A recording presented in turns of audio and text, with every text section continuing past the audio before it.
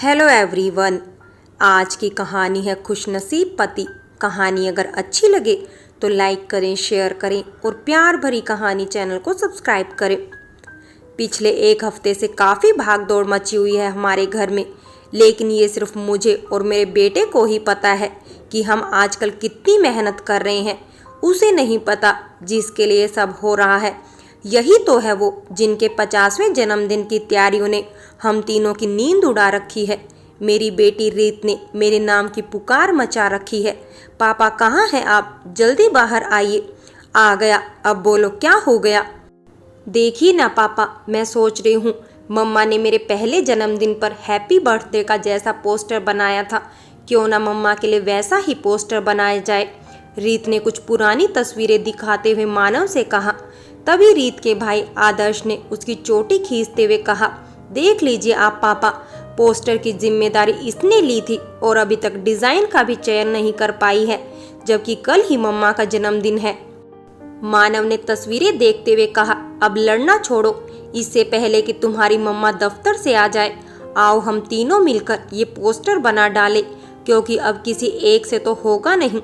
Okay पापा boss बोलते हुए और एक दूसरे को चिढ़ाते हुए रीत और आदर्श मानव के साथ मिलकर पोस्टर बनाने में लग गए। माधुरी के आने से पहले ही सारी तैयारियों को अंतिम रूप देकर तीनों अपने अपने कमरे में चले गए, जैसे कुछ हुआ ही ना हो। शाम को जब माधुरी दफ्तर से लौटी तो घर में शांति देखकर उसे अजीब सा लगा। क्या हुआ, आज सब लोग इतने चुप क्यों हैं? उसने मानव से पूछा। नहीं तो क्या फालतू की बकबक करते रहे हम सब? बोलो भला आदर्श और रीत तुम ही। मानव ने बात उनकी तरफ घुमा दी।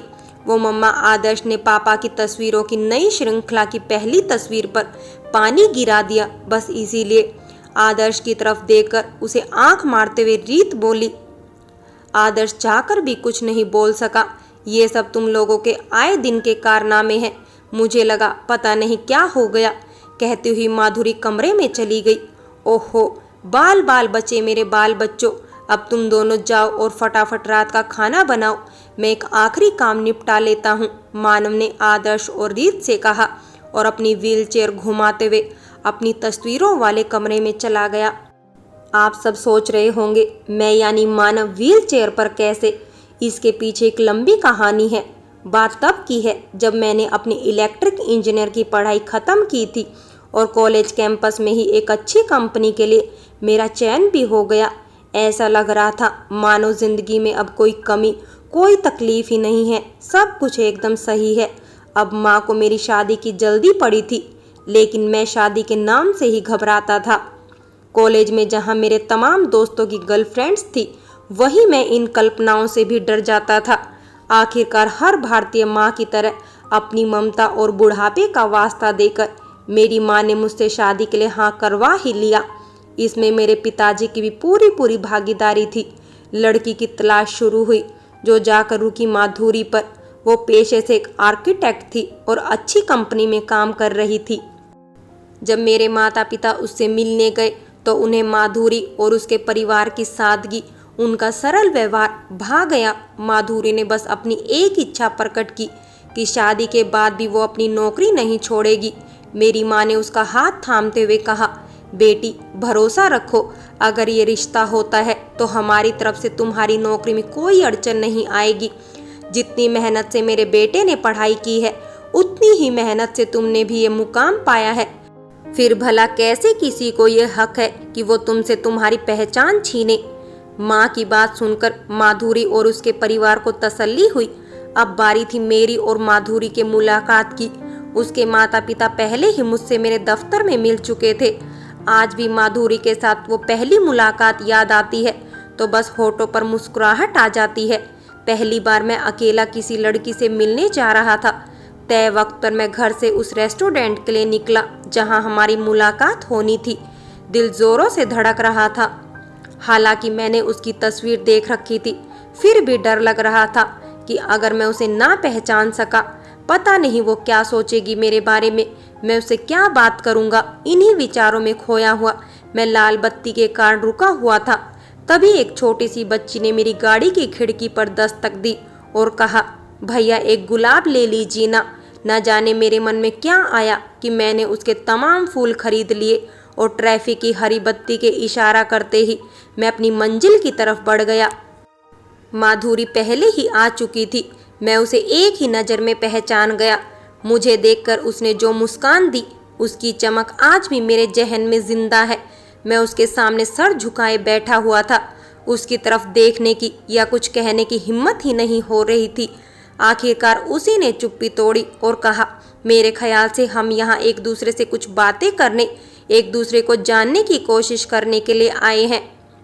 पूछिए, आपको क्या पूछना है मेरे बारे में, मेरी पसंद नापसंद, किसी विषय पर मेरे विचार या फिर मेरा कोई अतीत।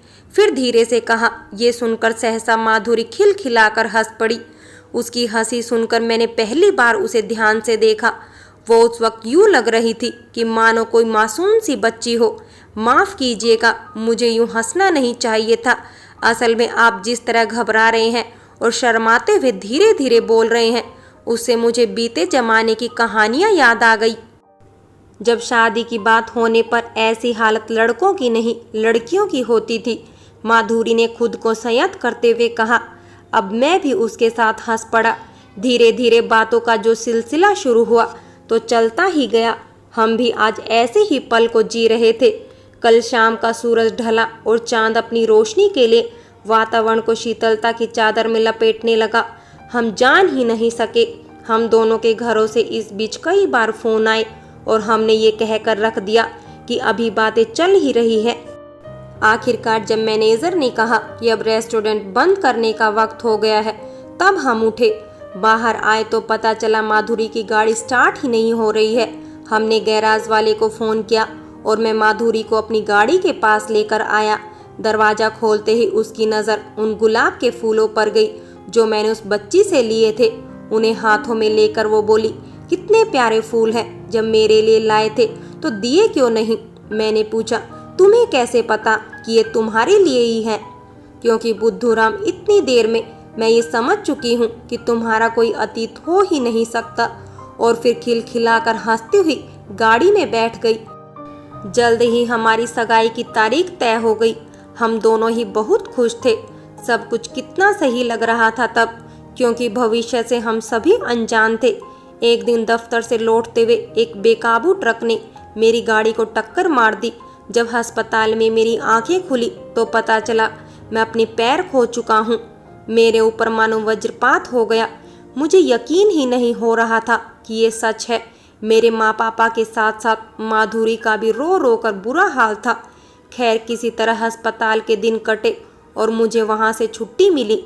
इससे पहले कि मैं अपनी आगे की ज़िंदगी के बारे में कुछ सोचता, मेरे दफ्तर से सॉरी के नोट के साथ मेरा टर्मिनेशन लेटर आ गया। अब मैं अपनी नौकरी भी खो चुका था। एक ही पल में मेरी ज़िंदगी पूरी तरह बर्बाद हो चुकी थी। कुछ समझ में ही नहीं आ रहा था मुझे। अगले दिन शाम को माधुरी मुझसे मिलने पहुंची। उसने हिचकिचाते हुए मेरी माँ से पूछा, माँ, क्या आपको लगता है ये सब मेरे कारण हुआ है? मैं अपशगुनी हूँ। मेरी माँ ने उसके मुंह पर हाथ रखते हुए कहा, छी बेटी, ये क्या कह रही हो? जो विधि का विधान होता है उसे कौन टाल सकता है? और शायद ये तुम्हारे ही आने का असर हो कि मेरे बेटे की जान बच गई। उनकी बात सुनकर वो मुस्कुराती हुई मेरे कमरे में आई, जहाँ मैं उदासियों में डूबा खाली दीवारों को देख रहा था। जब उसने मेरे हाथ पर अपना हाथ रखा तब मेरी तंद्रा टूटी। मैंने एक झटके से अपना हाथ खींच लिया। क्या हुआ मानव, तुमने हाथ क्यों हटा लिया? माधुरी ने हैरानी से पूछा। अब मैं तुम्हारे हाथों को थामने के काबिल नहीं रहा। मेरे पैरों के साथ साथ मैं अपनी नौकरी और अपना भविष्य भी खो चुका हूँ। अपने साथ साथ मैं तुम्हारी भी जिंदगी बर्बाद नहीं कर सकता। मैंने किसी तरह अपने आंसुओं को रोकते हुए कहा। माधुरी ने मेरा टर्मिनेशन लेटर फाड़ते हुए कहा, जिस भविष्य की तुम बात कर रहे हो वो अकेले तुम्हारा नहीं, मेरा भी है। फिर तुमने अकेले कैसे तय कर लिया कि सब खत्म हो गया? भावनाओं में मत बहो। मेरे पास अब नौकरी नहीं है और शायद मैं दूसरी अच्छी नौकरी पा भी नहीं सकूंगा। फिर कैसे चलेगी हमारी जिंदगी? जिंदगी बड़ी बड़ी बातों से नहीं चलती।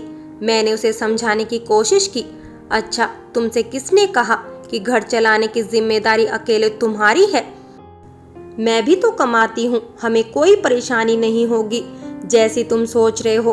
माधुरी ने अपनी सोच जाहिर की। अच्छा, तो तुम क्या चाहती हो? दुनिया समाज ये कहे कि मैं घर बैठकर पत्नी की कमाई खाता हूँ, आते जाते उठते बैठते हर वक्त लोगों के ताने हमें जीने नहीं देंगे, नर्क हो जाएगी हमारी जिंदगी। मेरी बात समझो, मैंने किसी तरह लड़खड़ाते हुए कहा। लोग? कौन से लोग? क्या कोई आया आज तुम्हारे आंसू पोंछने, तुम्हारी तकलीफ समझकर, तुम्हारे लिए कोई नौकरी का प्रस्ताव लेकर, किसी तरह की मदद की आशा लेकर? दुनिया का तो काम है दूसरों पर तंज कसना, तो क्या हम डर कर जीना छोड़ दे? और क्यों डरे हम? अगर पति की कमाई पर जीने से पत्नी की इज्जत नहीं जाती, तो किसी भी तरह की आपत्ति में अगर पत्नी आर्थिक जिम्मेदारियां उठाने में सक्षम है तो दिक्कत क्या है? ये मत भूलो, ये समाज हमसे ही बना है। किसी ना किसी को इसकी सोच बदलने की पहल करनी ही होगी। और अगर तुम्हारी जगह ये दुर्घटना मेरे साथ होती तो क्या तुम मुझे छोड़ देते? माधुरी ने फिर से मेरा हाथ थाम कर कहा। लेकिन मैं न जाने क्यों उसकी हिम्मत देखकर भी खुद को अपने डरों से, अपने पूर्व घरों से मुक्त नहीं कर पा रहा था। मैंने झल्लाकर उसे चले जाने के लिए कहा। उस वक्त तो वो चली गई, लेकिन फिर उसने अपने यही विचार अपने और मेरे माता पिता के सामने रखे। वो सब उससे सहमत थे और उसके साथ थे, लेकिन मैं अपनी ना पर अड़ा हुआ था। कुछ दिनों के बाद माधुरी मुझसे फिर से मिलने आई। उसे देखकर मैंने फिर से मुंह फेर लिया। फ्रेंड्स, कहानी अगर अच्छी लगी हो तो लाइक करें, शेयर करें और प्यार भरी कहानी चैनल को सब्सक्राइब करें।